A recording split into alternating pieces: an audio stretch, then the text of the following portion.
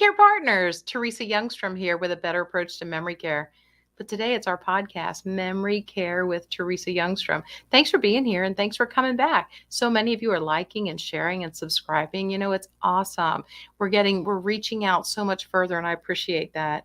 I'm a seasoned registered nurse who figured out she didn't know much about dementia, though, and got kicked out of the blankety blank house by her own mother. Yeah, truth be told, true confessions here. And then I realized, what? There's so much more to this than meets the eye. So anyway, that's what my mom actually was the reason I started a business called A Better Approach to Memory Care. So today on a podcast, we are going to be talking about family frustrations when dementia moves in, because we're not really prepared for this to happen. It just kind of starts to happen. It kind of sidles in too, kind of unsuspicious for a while, and we turn our eye, we turn our head, we don't want to see it. We're in denial that she's making the mistakes. That's normal aging, or he's making those mistakes. But then once the mistakes get big enough, then we got to realize, boy, we better get some training. Because let me just tell you, people that try and wing this on their own, it's not good. And it usually doesn't end well. And so I hope that you'll share some information with them. Even some of my tips on the website, teresayoungstrom.com, could be helpful to them. And you know what? There are videos there too. We really are trying hard to get the information out. Or go to the Facebook page, A Better Approach to Memory Care. I have so many shorty videos there. I mean, 1 minute, 2 minute, that have great tips to help you on this. So let's get right into this. Family frustrations. It can be very frustrating. And something Teepa Snow taught me with PAC, Positive Approach to Care. Teepa, one of my mentors, what she taught me is that 1 in 5 families can stay together after going through this with a loved one, after joining a loved one on the journey. Why though? I mean, what's the big deal? Oh, it's a big deal. Once you've been through this, you'll see. Because even in my family, when you have siblings and different people who want to make the decisions, you've got to communicate, you got to come together for the common good. And because otherwise it can divide your family. So let's get started. So we're noticing changes. So I don't know what your first symptoms were that your loved one had challenges in their thinking or remembering or processing, or maybe it was getting lost in the car. But for my mom, you know what? She and my dad had traveled in their motorhome for years. It was wonderful. And I think it allowed her to be declining, but she was in a very enclosed, safe environment with just my dad. It was very familiar, and she had her dog.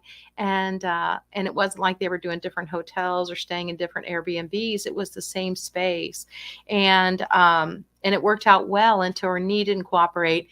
Then we needed knee replacement. And then it became much more apparent that we had a problem. And so she refused. For a while, her knee did well, but then she started getting more weak and needed therapy, and she wouldn't do therapy. So we're stuck then, because you have to do therapy after a knee replacement, or that joint is just not going to work. They're not little computers in there that are going to just work automatically. We've got to train up the muscle and the ligaments around that in order for the joint to work. So that was a game changer when she refused to do physical therapy. So we had to get busy. And I know I've reviewed some of these common symptoms with you, but it's good for you to know, and just know that memory loss, would you say it's short-term or long-term is the biggest problem? Well, for most people, right, it's the short term that gets us in trouble. They may be getting lost. They may have anxiety, depression, hallucinating. Maybe you see some of those symptoms.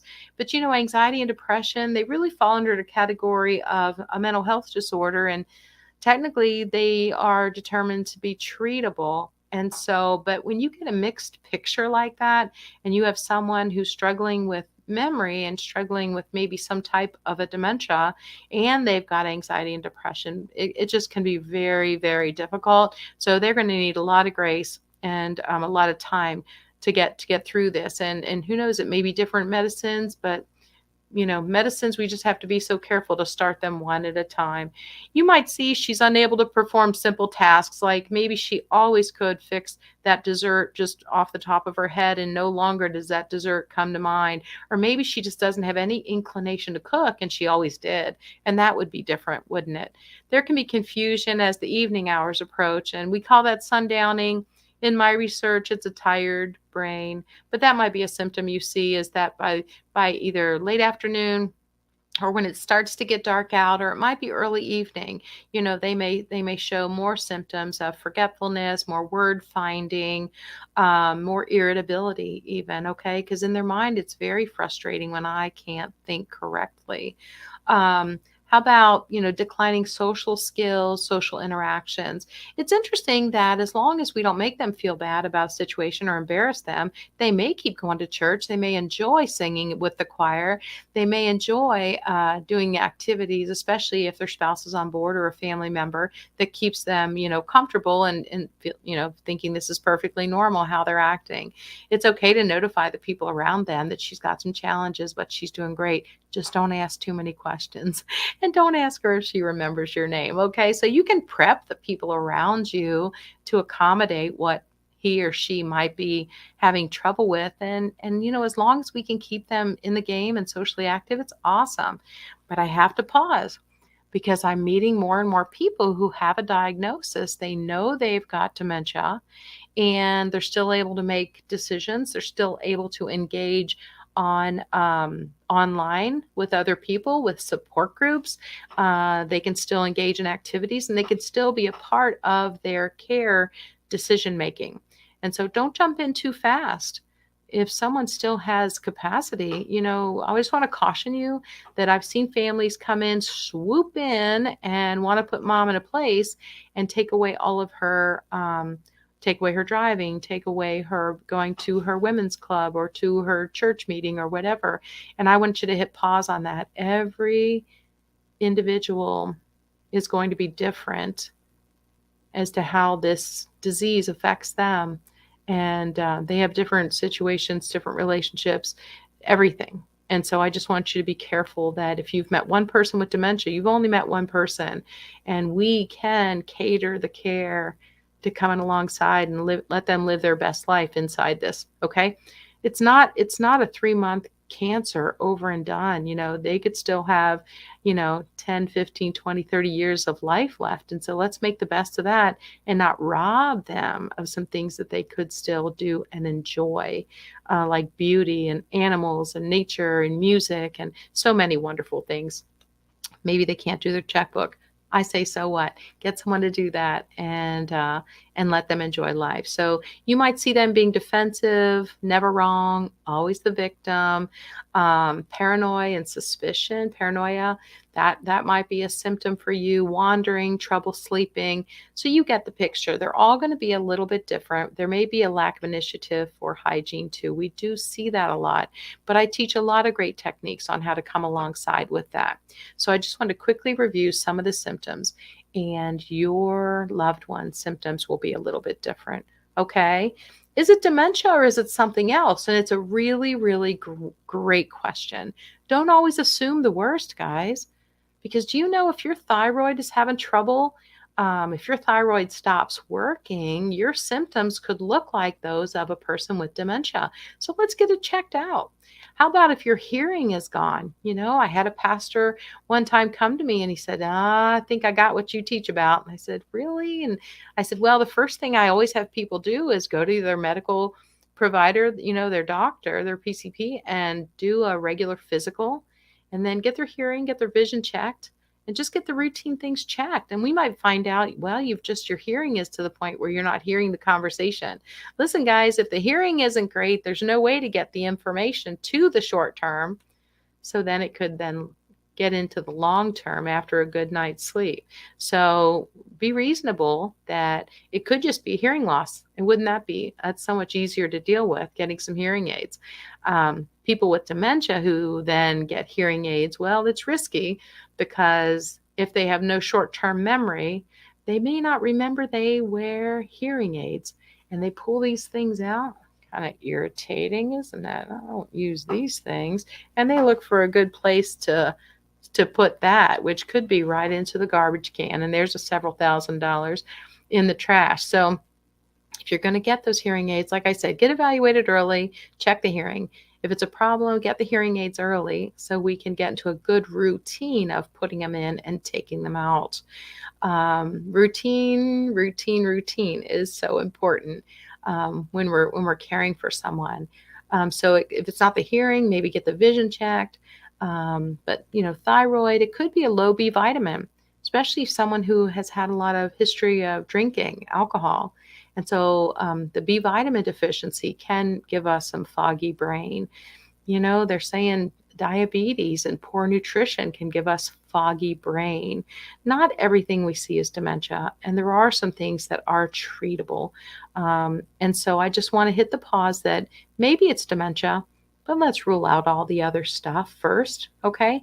And really, bottom line, no matter what it is, we're going to do comfort care and symptom management. That's what we do. That's what we do when we love and care for people, for rich or for poor, sickness and in health, and as kids, come back and help care for your parents.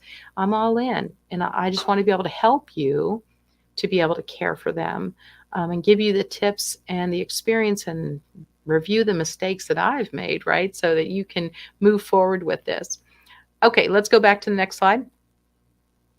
All right, so how are you doing dealing with having this new diagnosis and new prognosis? So now we know there's something. And a couple of things, mom may or may not agree that this is what she has. She may not be able to see this disease, or she may be realizing that I am forgetful. Some of them will get very sad and very solemn, and that we're going to have to make sure that you be that light and that smile coming in, not with a bunch of questions, but with a lot of greeting them, introduce yourself, and a lot of compliments, to lift them up. But it can be hard dealing with this. Some people don't deal with it. Some spouses think that it's not true and they're going to just be the enabler, and they don't want their spouse. Guys, they're so close to it. They really don't want their loved one to have this. And so they may turn away from it and not really address it for a while. Can be dangerous. They might be leaving that person alone too much. They could get into trouble, maybe cook something or have put something on the stove and walk away, or they could leave the house thinking they're on a mission to go do something. So there's a balance. There's a balance to this, but I can just tell you, nobody should wing it alone. It will take you down. And Teepa told me probably 65% of the individuals, whether it's a child of a parent or a spouse, who try and wing this alone, they'll get sick and die themselves before the person with the dementia. That's a big stat. And I just want you to swallow hard on that and believe me that it's important to bring in help, even if you have to, if they may not agree to help. So I never asked mom if she wanted help, because she would have said, no, I don't need that. But we told her we were bringing help in for dad because he was older, and she was all in for that. So if that works for you, there's an easy one. Other times we've said that, now Medicare says you have to have, once you're over the age of whatever, if they're 76, it's over the age of 75, you have to have a caregiver 3 days a week to come in and just make sure that you're safe and everything's going well and you've got food and water and whatever. We have told some stories like that just to get them to agree. Remember, I never want you to be the bad guy. I always want you to maintain the relationship with that person struggling with memory failure. All right. And so I don't want you to play good cop, bad cop with one of the siblings, let one of you be the good cop and one of you be the bad cop. I wouldn't recommend that. I've watched it happen. I've watched it fail. And I've watched some well-meaning daughters, like me, Miss Fix-It, who just wants to fix that, fix that, fix that. Don't you do that. You can't do that. Stop doing that. How many times do I have to tell you? Why don't you eat your food? Why don't you take a shower? All that stuff that is wrong and just keeps damaging the relationship with that loved one until eventually they're like, no, no, they don't want to be around you anymore because they don't remember all the things you've done. They don't even remember every conversation, but they'll remember how you make them feel. And I have had a woman who would never let her daughter in her presence again. She just put up her hands and would say no when her daughter would come in. And that's so sad. I don't want that to happen to you. So let's be careful. Let's be careful and not demand things of them when they don't have capacity, but let's engage them in maybe great stories back in time, of historic things that were pleasant experience. Mom, I remember when blah, blah, blah, blah, blah. Or Dad, the best thing you ever did for me was blah, blah, blah, blah, blah. And you're sharing these great stories, a much better way to deal with this, okay? It is so frustrating because the disease is always changing, and it may be changing with adding physical decline.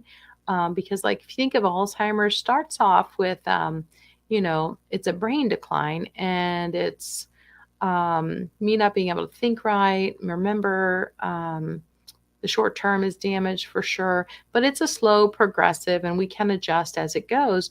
But it eventually can become physical.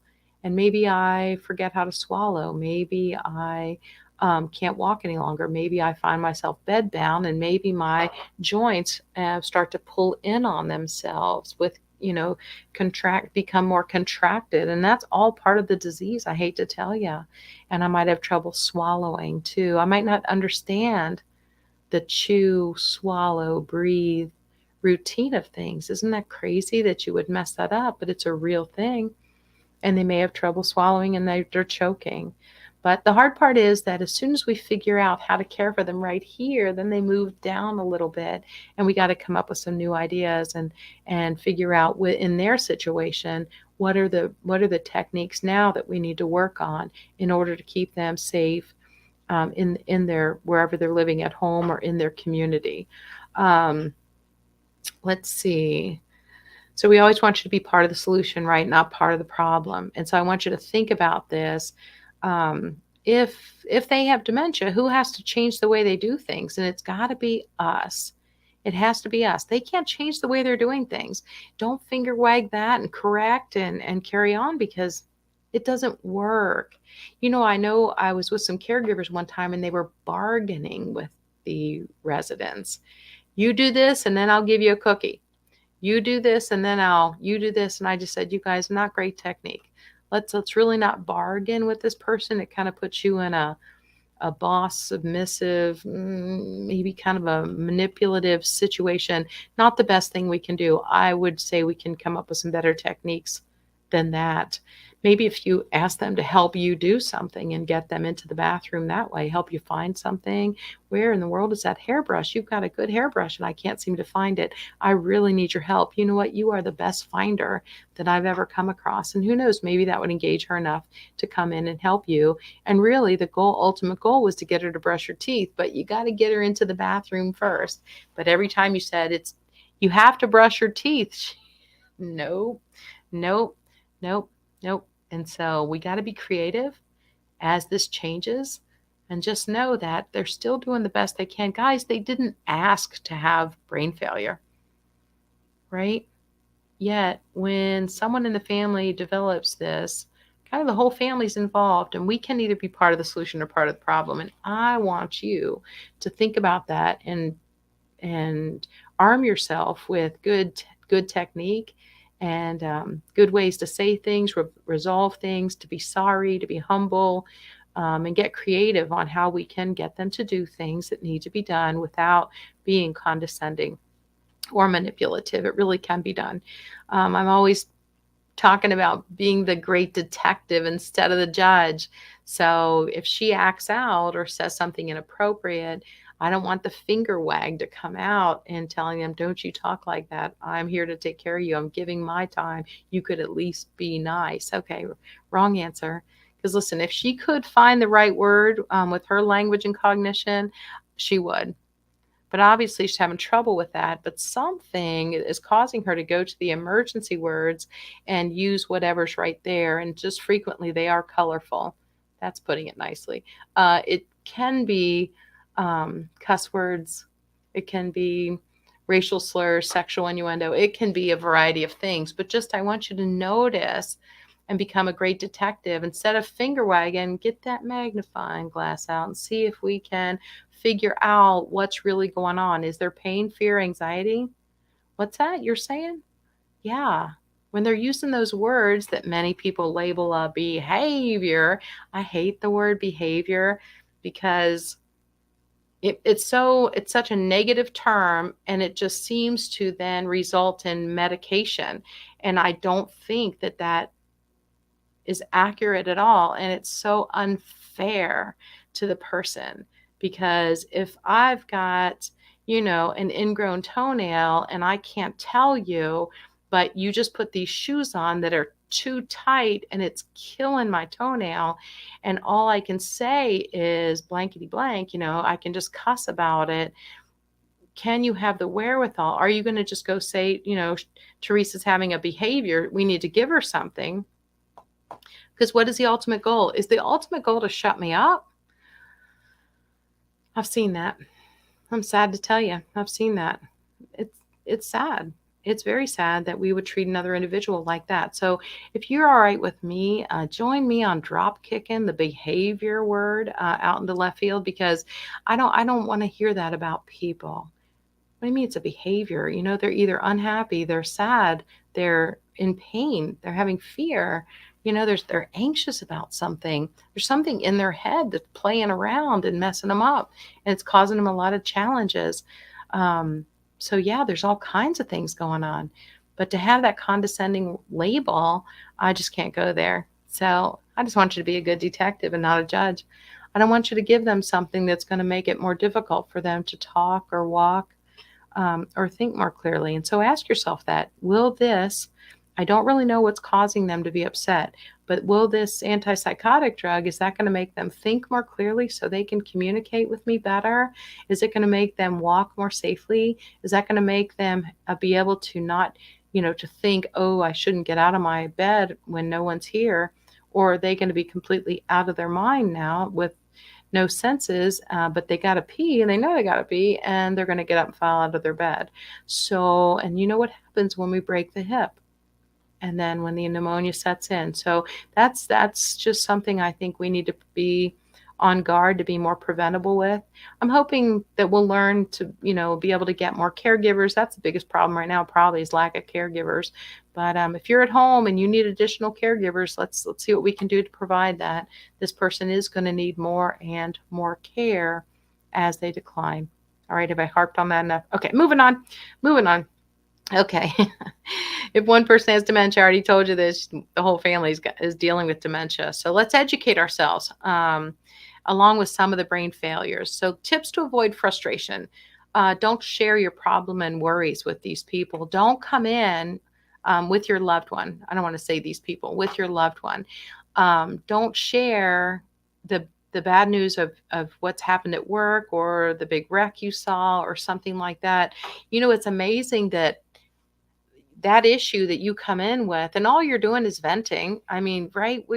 Life's hard, and we go through a lot of stuff every day, and it's easy to want to come home and share your frustrations. But I'm telling you that the person who has brain failure, they're not the best candidate for you to vent on. And so I just want you to hit the pause button when you get there. Take a deep breath before you're even in their presence, and follow Mayo Clinic that says your tone and body language so important. I want you to take a deep breath.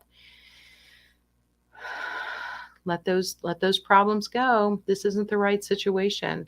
All right, let's lead them down a pleasant memory lane, not something unpleasant.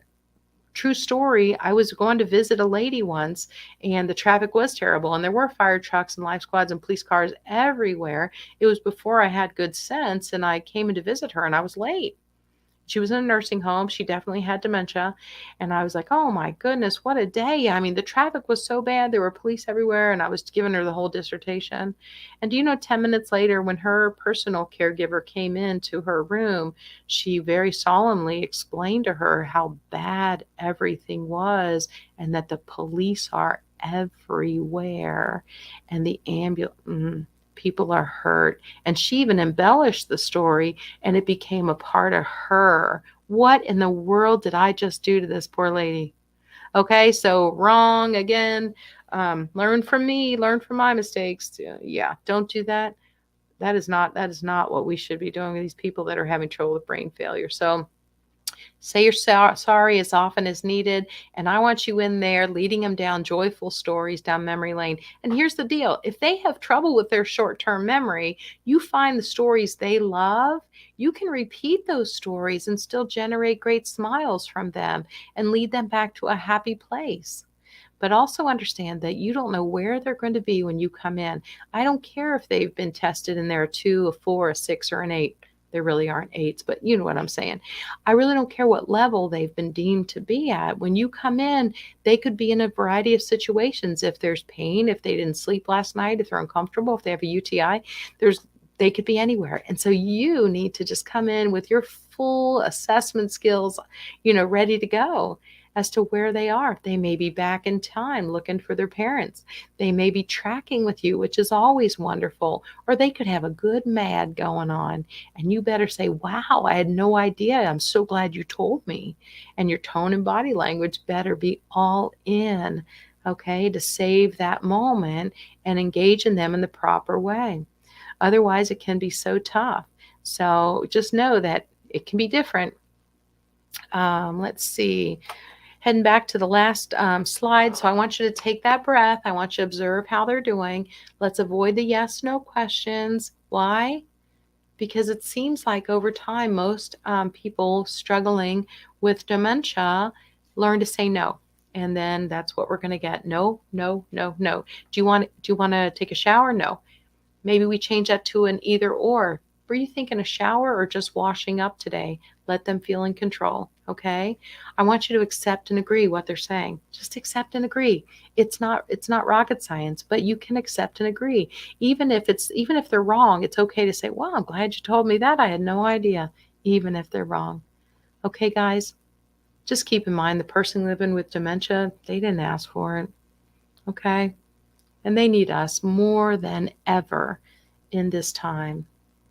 And the journey will be hard, but oh, so worth it. And I'm hoping I can come alongside and help you, provide some techniques, provide some support, provide some knowledge to you and your family members to come alongside and really engage with them on the journey, get the help that you need, bring in help as you need it, maybe before you need it. Okay? And just to give you the confidence to stay in the game. I'm Teresa Youngstrom with a better approach to memory care, and you've got this.